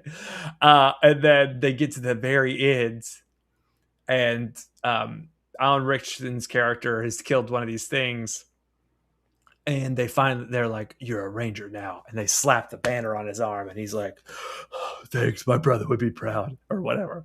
And then they're like, "We need your help to figure out how to kill these things. They've landed across the world." And he was like, "Well, it's just like any other machine. You gotta keep it. You gotta keep all of it thing from overheating. And you do that, you're gonna win." He's like, "Oh, good. We'll share our intel. Rangers lead the way." And that's the end of the movie. It's military propaganda, and it's hilarious. Like the way Starship Troopers does it. Have you Mhm. ever seen where it's where it's tongue in Mhm. cheek? Like Yeah. this is like Top Gun but worse. I was like, this is awesome. I Yeah. yeah. And I've read enough military and special forces stuff to know that like Mhm. 6'4", 240-pound Aldrich, that motherfucker is never making Ranger School. Like, you know how much food that guy has to eat every day to be that big? They do not serve that much food at that training facility. I know because all of them talk about losing 17 to 25 pounds while in that session of becoming a ranger. That Mhm. guy is massive. And so there's a lot of that kind of stuff that happens. And the kills are really fun. They're just so fun. So we did that. And then I sang karaoke last night. I sang Sex on Fire by Kings of Leon. Aw, I love that song. And then I went joined a karaoke competition, which I lost again. Yeah. Oh. But I sang Save a Horse, Ride a Cowboy, and these 25-year-old girls were up on dancing on tables. And Mm. I still lost because it was crowd vote and no one wanted Yeah. to pull their phone out and vote via their cell phone. And so this girl and her friends won. Mm. She didn't It do, I mean, happens she to did me. okay. Like she'd make for a good church singer, but that's Mhm. about the peak of her capacity. And I mean that Mm. in the nicest possible way. I think she did fine. Mm. But I was like, I have like diction and modulation and a capacity to entertain. But that's not what it was about. And people were dancing on tables and having a blast, and I was getting woo girled like a champion. Oh, woo girls. Are they still out there in the wild? In droves. I don't think Aw. I think these are like preemie Gen Alpha people. Yeah. Yeah, they're not Gen Z. Gen Z sucks. But these Gen Alpha people are dogs, and so I think they're like fresh, like they're like the They're precursor. like they're like 20. They're barely in there. They're barely in there, and they are hitting Mhm. it hard. So yeah, thank Mm. God, because Hmm. Gen Z folks suck. Well, does Hank sing? Did he get up and sing anything? Hank sings well. Uh-huh. He doesn't sing. He doesn't know how to sing, but he sings well. Does that make sense? Yeah, of course it makes sense. You know exactly what I'm talking about Yeah. because you know people who are like they can sing, they just don't know how. Yeah. Okay. Yeah. Cool. It's got to be the right song, Yeah. but That's like Evan. Evan can sing. He's a mhm, good little singer, yeah. but he does not know technically how really at all. Ooh. Yeah. So yeah. Speaking of technically, so one of the things that I've incorporated into my thing is like, and I'm going to show you my mouth, which is kind of weird, but sticking my tongue in the back of my mouth here, up like a pretty high amount, and filling this back part as much as I Mhm. can between my teeth with tongue, so that it creates a chamber right in the front. So when you Mhm. do like E, Mhm. now I do everything like E. It doesn't sound like E, obviously, but the and so the sound, Placement. the placement places everything right front. Now there's a few times because my tongue is a weird size where like I have to kind of move it out of the way and then put it back in the same position, which sucks. There are some Mhm. people Mhm. who do that who who don't have that issue, and they can lay their tongue flat between their teeth, and there's no, between their teeth, and there's no issue, right? Mm-hmm. I don't. My tongue is too fat, so it sits across my teeth. Mm-hmm. But yeah, I'd never sung like that before, so I'm like trying to reteach myself how to sing. Yeah, I love that. Only like no voice actor was ever like, or voice coach was ever like, hey, you're doing this wrong, and here's how you fix it. They just said you're doing this wrong, but keep trying. I'm like, okay, I don't know what that means, but okay. Mm-hmm. And they're like, it's pretty good. And I'm like, yeah, but I don't want to be pretty good. Yeah. And I don't know how I figured it out, but one day, a couple of weeks ago, I was like, oh, if I talk like this, then everything is placed forward. How weird. I can't feel any of this in my throat now. Mm-hmm. It's cool. Look at that. Look at that. I had I got to have a private voice lesson with Joan Lader once, who's like a really, really famous vocal coach. And she fixed me. I had a break on high G for basically forever. I was just like the one note I could not sing. I could sing up to it and I could sing above it, but that was like my crack. And 30 minutes with the woman, she fixed it like that.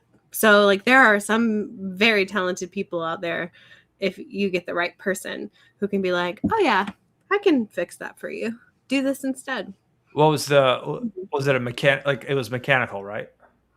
Yeah, it was like how I was like muscularly holding and opening. Like she fixed it by being like, this is what you're doing, and being able to like tell me how I was actually trying to produce that note and sound and why it wasn't working. Mm-hmm. And then she's like, what you need to do instead is, and then she was able to tell me exactly what I was doing wrong, and not only what I was doing wrong, but what I needed to do instead.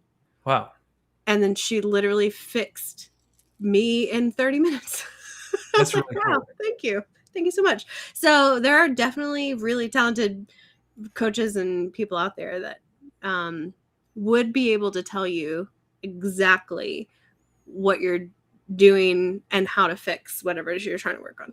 Yeah, for me, communication is really important. The way you communicate to me is super important. And so, like, if I were to do it over again, and if I were my own coach, I would say, here are the sounds. Like I would have A through Z, and then all of the complementary sounds like CH and whatnot below it. Mm-hmm. I would say, here are the sounds, your placement is right. Here are the sounds, your placement is wrong. And here's where you're singing in your throat. Right. And that would have helped me diagnose. But instead it was, oh, your E's are good, but everything else is, oh yeah, but their E's aren't good. Yeah, but they have a different placement than you because they're actually just different. It's like, okay, but fix me. And they're like, no, you're doing fine. And I'm like, no. So there's a lot of like retraining that's happening. And then we've talked about this before. I'm retraining how to smile. Yeah, we've heard about the saga of the smile. And I used it today 3 or 4 times. Did it work? It completely changed the mood of the person I was with. Really? Look at you. They were saying something about a shared experience, separate but shared. Right. And I was like, oh, hit her with it right now. And I was like, I love your inner monologue. I hit her with it. Yeah. And she immediately was like, I was like, oh. It happened 3 times. It happened 3 times. Like, don't ever do it. You don't know. You can't control it. Don't ever do it. You can't control it. It's like a young pitcher just learned how to throw a fastball. It's like, you can't control it. Don't ever use that pitch. You can't. You don't know how to do it. You're not trained. Don't do it. You're gonna overuse it. You sweet baby angel. I love it. Don't do it. So like my inner monologue was like, you gotta pay attention. Gotta pay attention. Oh, hit her with that smile. But you gotta keep paying attention. Oh, that's too much. You did it. Oh, there's a sign. Don't do it anymore. Give it some time. Keep that one in your back pocket. Don't use your superstar smile all the time. It's not okay. I didn't call it the superstar smile until just now. I didn't think that in my inner monologue. Oh yeah. But now that's what I think, because I've seen Henry Cavill be like, oh God, I fucked it up. Hold on. You're like, see, I can't do this on command. There it is. It's fake. Damn it. You're cracking me up. Yeah, no, your eyes were dead when you did it. It's like, you definitely have to, like, it helps when you look away and look back, though. I've got to, because I can't just do it. It sucks. Yeah. But yeah. But I will say, if it goes on too long, the longer that you do it, the more you look like you have dead eyes. So if you're gonna throw it out, quick. Like, it needs to be a fast pitch. Okay, it does not need to be a linger situation, because then you just look weird. I'm just gonna be honest. William, I was on a call with William, who's my older brother. He's on the channel. Earlier, he was telling me about way he had reset some few things. He goes, "Why are you smiling weird?" I was like, "I'm just trying to." Like, I'm trying something here, bro. I'm trying. I'm retraining myself how to smile. Okay, jeez. Yeah, I definitely got her. I got her a moment where she was like, "I know, you know, he likes me." I was like, "That definitely got that kind of vibe," and I was like, "I've never done that. I've never been able to do this before. This is so cool. Don't overuse this right now. Don't overuse this right now. Keep this in the back pocket." And so I'm just not good. I'm not fluent in the superstar smile. The internet has questions as far as like you're a cute guy, and they're like, what do you mean you've never been able to do this before? Like, you're a cutie. What do you mean? Well, like, no one's ever, like, we talked about this. I don't listen. So like there's that is true. He does not listen, everyone. There's a very specific way to communicate to me. And okay. I'm sorry. I just switched over to TikTok, and Evan, my husband, has joined on my side of the TikTok. Yeah. And he said, he looks like he's your friend with his smile, but his eyes make him look like he will murder you. It is true. It's because the eyes go dead. Right. So it's like, it looks like it could be a superstar smile until it becomes the serial killer smile. Yeah. So that's why I say, if you're going to throw it, it needs to be like a fast pitch. Okay. Shout out. See, I just did it, right? Yeah. It was like, there and back. But yeah, he's making a How I Met Your Mother reference with the captain. So hilarious. I love that fucking show. My favorite thing about this is that, like, your explanation reinforces the female love for murder documentaries. Yeah. It's like, oh, he's got dead eyes and he's smiling at me. I lust for him. So that is not true. Are you kidding me? Google it. Google it just for a hot second. No, listen. Guys, I almost had her Googling some stupid shit. Damn it. No. Damn. No, it's not gonna work. I will say, look, women do love some serial killer like documentaries and podcasts and all the things. I'm not gonna lie. Like, I also, prior to having a kid, that was what I listened to more than anything, or watched or read more than anything. That was what I consumed. So like, I constantly would joke with Evan and say, yeah, here's the thing, like, you better stay on my good side, because I know how to get away with it. Like, I've read and watched enough. No one would ever know what happened. So, and I think a lot of women joke around about that kind of thing, because this is what we do. But I think for us, it's like a how to not get murdered. Like, we like watch and listen to these things logistically, and we're like, okay, see, where we went wrong here is. Don't lie to me. You're just you're just getting high off suspense. That's all it is. You're lying to me. Don't say, I don't think this is how 19 minute. No, you're just getting high off suspense. I don't think so. Yes, I don't really like it. How that works. I have an anxiety disorder. I'm not getting high on the suspense. Okay, let me ask you this. How do you feel about cringe comedy? I don't like it. Yeah, I cannot watch. I will turn it off. I'll walk out of the room. Like, when at the very end of like a romantic comedy, when it's like the guy just miscommunicated and then she miscommunicated because he got Wuthering Heights only with less BDM and more yucks. I shout out you for telling me how that movie goes and story. God, I lost my train of thought.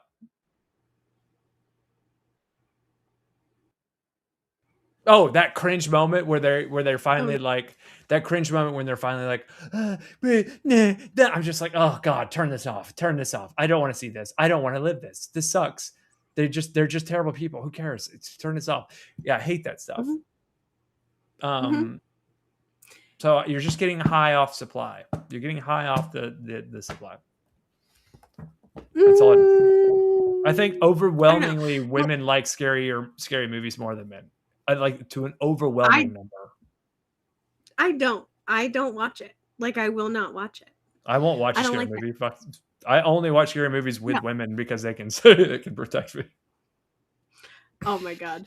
No, but can I ask you a question? How do you fare in shows or in comedy where, I don't know if this is what you would call cringe, or not, but it's like a Curb Your Enthusiasm, or like The Office, like that type of comedy where it's centered around a character that is either like incredibly stupid or like just an asshole and doesn't mind totally being an asshole and making awkward situations for people. Like, do you like those comedies or those kinds of shows? Yes, but the reason I like those is because I am so attracted to the personality of what? Just the personality, like the extra that people are living. Like I am attracted to the showcase. Okay. It's so interesting to me. Like my energy matching becomes unflappable, and I'm just like, oh, we are doing this. I'm in, and my energy then gets to their level of like, for example, when my mother is around her family, her accent comes out. She speaks louder. Right. It's phenomenal. Right. And I clock it. And then I'm like, look, we're just having a good time. And I just immediately jump in. And I'm doing it on purpose because I think it's fun. Yeah. They're not doing it on purpose. No. It's like a tick. It's like it's a character trait. Or like when you get around dudes who talk about fantasy football. I'll tell you one of my favorite all-time experiences. Actually, I was a fish out of water situation. I was at like a club in DC, and I was the only white person. I was the only white male, right? And a stereotype that I don't know that I agree with or disagree with, but a stereotype that is there is that like black dudes really love anime. Like the kind of empowerment that the story is, where it like supports people overcoming obstacles, especially if you're undermanned, underclassed, whatever, and you become something more. It's a similar storytelling to like blaxploitation and all of these other super building up of personality trait kind of things. It's a thing. I had no idea. So I didn't even know that was a stereotype or any of the things. I've never heard of anything like that before. It's for sure a stereotype. Like I said, it's just a stereotype. It's a cliche. It may not be true in every scenario, but it's one of those things. It's like, okay, well, this is awesome. I stood there, fish out of water, and talked to these dudes about anime for an hour and a half. And it was the sweatiest, most passionate hour and a half conversation with these dudes we didn't talk about sports. We didn't talk about other dude content. We talked about Dragon Ball Z and Yu Yu Hakusho and Naruto and One Piece, unfortunately, and just a bunch of other stuff. And it was just like, oh, this is so cool. I love when people are super passionate about this thing and everybody is just right in there and everyone's rowing the boat in the same direction. It's so much fun. So no, I love that kind of personality trait. I love when that kind of thing happens. You talk about that in storytelling when like The Office, when you're like, oh, this isn't cringe, this is extra. Cringe to me is like when someone's being awful, but like not intentionally, like intentionally awful, but it's like I'd rather just punch them in the face. I'd rather this just be over. Like, I'm trying to think of a character in The Office that I feel that way about. I feel that way about Michael Scott. Like, I feel like he is just so stupid. Oh, okay. Yeah. That's 100% how I feel about that. That's why I don't like that show. I can't watch it because it makes me nervous. Because I'm like, it's the awkward. I get secondhand embarrassment and secondhand awkwardness from what's happening. So same thing with like Curb Your Enthusiasm or really any Larry David. Outside of like Seinfeld's fine, but like any other like Larry David show, especially later years, I just cannot. There are episodes of Friends that I have trouble watching. There are episodes of like Family Matters that I wish I didn't watch for that same reason, because the Urkel character is so cringe. I'm like, yeah. I find immature intimate scenes to be very cringe. Oh, I will tell you, speaking of intimate and immature, I was coming out of the metro after having coffee with a new friend today. And I was walking down the street. And next to a weed dispensary is girls selling Girl Scout cookies. Okay. Great job, by the way. Make your money. Great place. Like, do your thing. Like, love it. So, like, literally right outside the weed dispensary, they set up shop. 3 little girls and 2 mothers and people buying cookies. Listen, that is the entrepreneurial spirit. That is some good marketing, good sales tactic, honey. Love it. Love it. Love it. I love everything about that. What is it called? Something in demand? Whatever. Economics 101. Right. The only issue I had today was, as I was walking by, 2 mothers were standing there, 3 girls were standing there. They had their table. They were selling their supply. Cookies. The cookies. Get them cookies. Love the cookies. No, there was one of the young girls was wearing an outfit that was a little too revealing. And she was like 13 or 12. Well, yeah, because they're literal children. So yeah. And I was made uncomfortable walking by. Like, I immediately thought Epstein. Yeah. Can you stop saying that name on sorry. Why? But I literally thought that every thing. Time. I literally thought that thing. Like, I was like, this is disgusting. These mothers are standing here watching this go down. Like, ew. Anyway, I can't believe I saw it. I was like, just keep going. Don't make a scene. This is weird. This is so weird. Don't. I mean, part of me feels the need to say the thing that should be said, which is like, don't necessarily think it is that it is like the society in which we have lived to where that is a possibility of framing of all of that. It strikes me as a lack of education.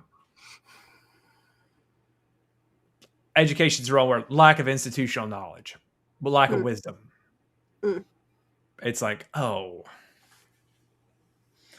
can we? I mean, this is. I want to rally against the system so that that's like not an issue, that we don't like see like and completely go in that area. But considering we don't, and that's the system that we are in, I understand.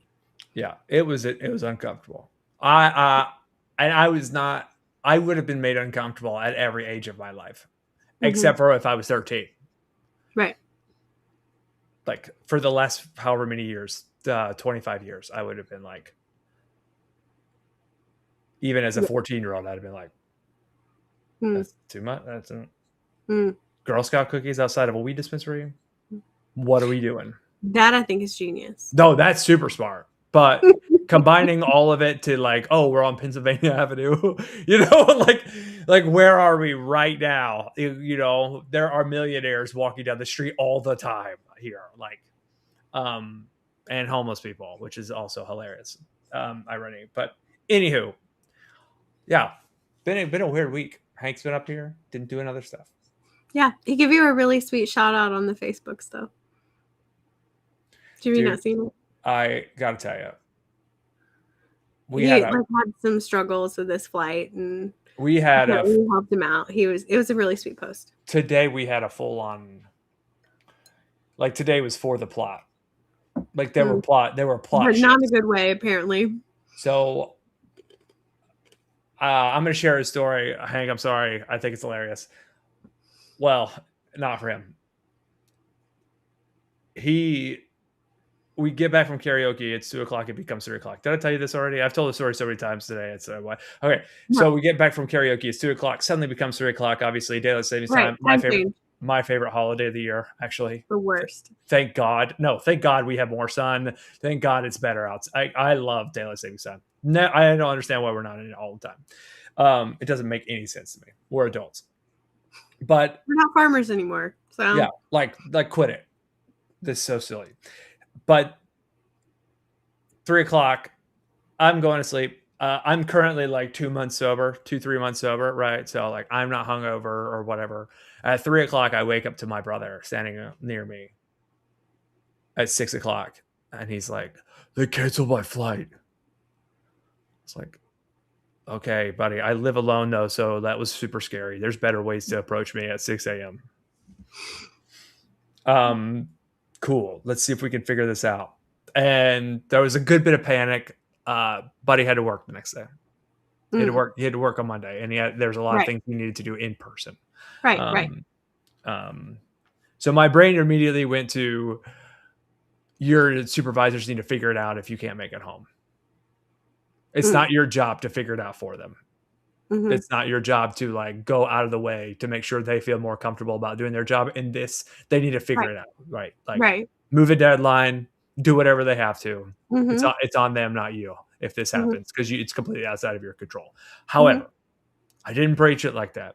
I said, okay, what's the deal? So he's flying with Delta, and he gets another the only other option for him to get home today via Delta was getting home at 9:45 p.m. Mm-hmm. And they canceled the first leg of a 2-leg flight. Mm-hmm. But the 9:45 flight was fly to Cincinnati, then fly to LaGuardia, then fly to Asheville from DCA. Like you're literally doing this, which is kind of awesome now that I think about you're doing like a thing. But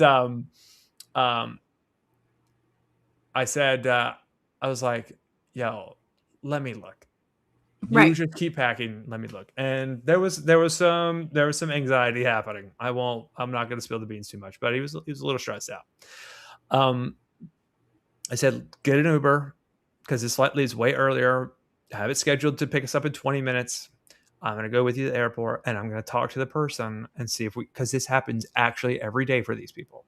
Mm-hmm. Like they will have figured out a situation that an app can't do because the app can only do A to B, B to C. So I go with him. We get to the kiosk person. I say, hey, there's another flight from Asheville from DCA straight to Asheville, middle of the afternoon. You'll be home by 3:00. You have time to kind of rest and chill. Right. And the agent didn't really want to do it, right? Because we're going from Delta to American. And while they do have business, and there used to be laws that supported passengers getting the opportunity to move flights like that, they're not in state anymore. They're not there anymore. And blah, blah. Anyway, so he gets his flight. We're chilling for a moment. His anxiety is coming down. And I was like, hey, lesson learned, right?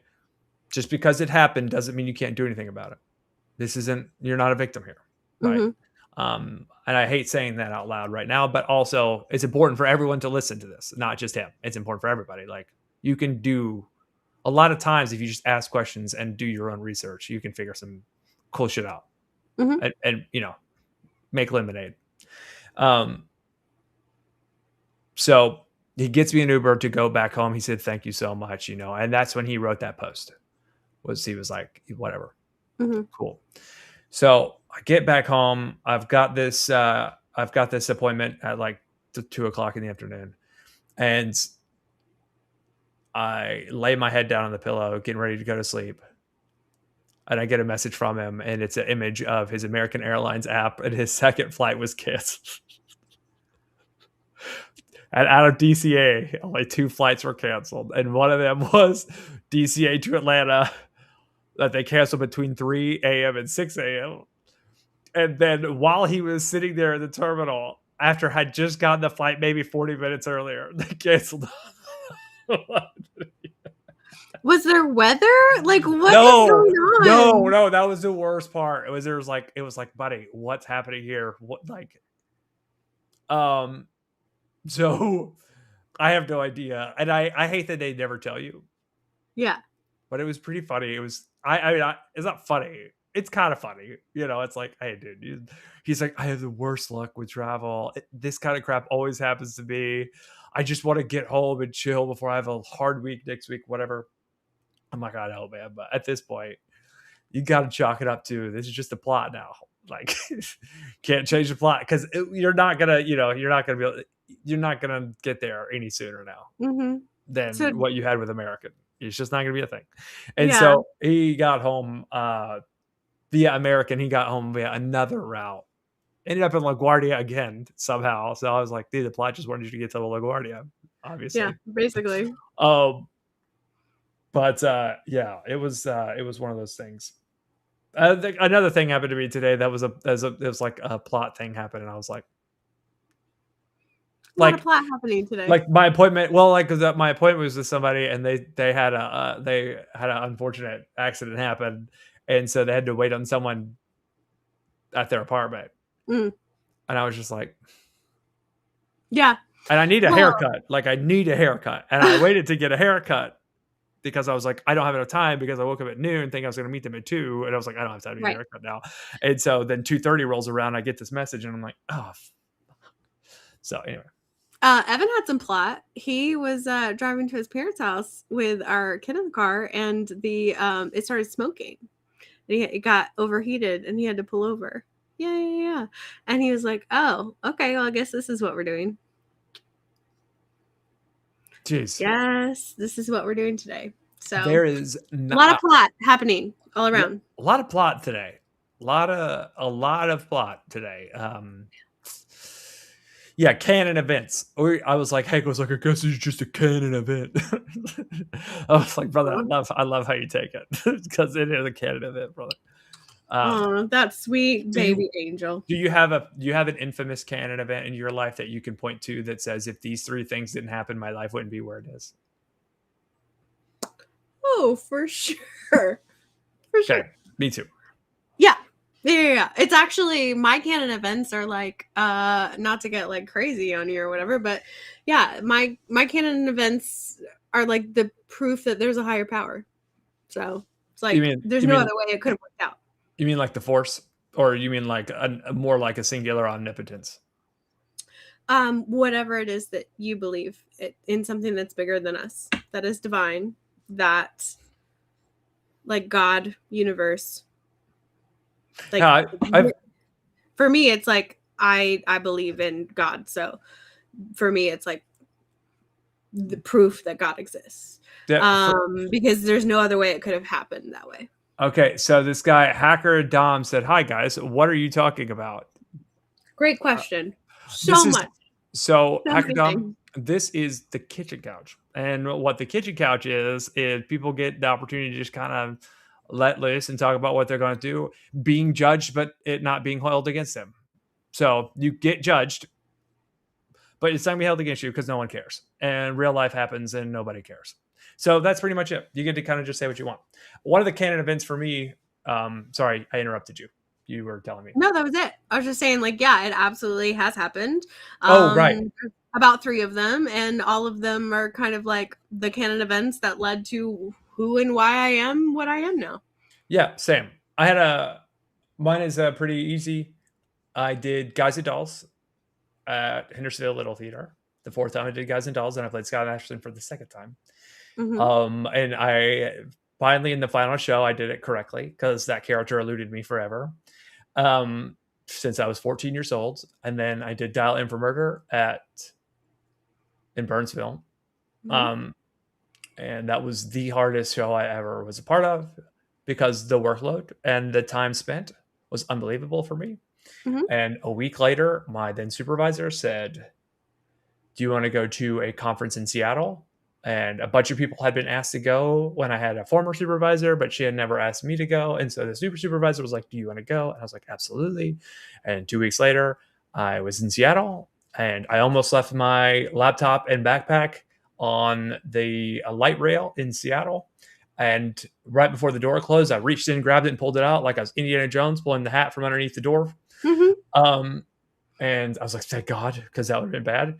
And then I went and worked this conference. And 3 days later, during the conference, they said, do you want to come work in Arlington? Because the show was over and I didn't have any girlfriend at the time or anything. And I was like, wait, you mean like move to DC? And I was like, yeah. And they said, we're going to interview you tomorrow. I said, great. So I had an interview the next day. And then a month later, I moved to DC. Wow. And I was like, oh, so it just so happened that my favorite character all time in fiction, I got to play him finally for the first time. Now, obviously, he's not my favorite character all time in fiction because you've already caught that fish. Thank you, Jonah, the white whale.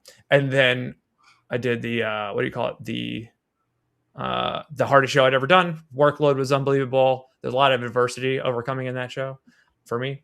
And I think I did okay. Like I did a professional level job. I do not think it was a Tony Award winning situation. I don't think it was phenomenal. I just think, oh, I did the work that was required for this to be good. And then, a month later, I was hanging out with Leslie in her living room when she lived here. And I haven't done a show since actually. And I'm going back. I'm going to be in one for the first time in like 6 years. So that's exciting. Congrats. Every show that I auditioned for and I was cast in up here, I had to not do, or it was unfortunately canceled. Oh, that's the HR issues or because of COVID. Yeah. Yeah. Lame. Yeah. So it's been pretty tough. It's been 1 week since you looked at me. Sorry. That's a really good one. The other one is like, where are you? I meet you. All right, listen. When are we gonna get together again? We're good. Whenever you want. I can't do. I think Wednesday. I can't do. Well, no, actually, pretty much I can do any day. So just let me know. Let's steer clear of Thursday because I might be doing something Thursday evening. But let's plan for Tuesday. Tuesday. Okay. Give me a little time to read, but not so much time that I forgot, like I did a little bit of this chapter section. Yep. Sounds good. All right. So we'll see you next time on whatever this is called. And if you like this content, you can always like and subscribe. Check out some. I was going to say, check out all the other. I'm in charge of this show now. Right. Me. No, I talked a lot. Go ahead. Do you think? Good night. You can always go ahead and check Luke's other content. He does a lot of fun things. Like he reacts to a lot of things that come out, a lot of pop culture-y little things that are happening all around. He also does other series, books. He's watching along with some anime things and things like that right now too. So it's cool stuff. You should check him out. Also, you should check me out at the _smut _oracle. That is who I am. We do the smut. Yep. Ew. No, that's what girls do. That's the same as. That's the exact same thing. Okay. I have to tell you something off camera. Okay. All right.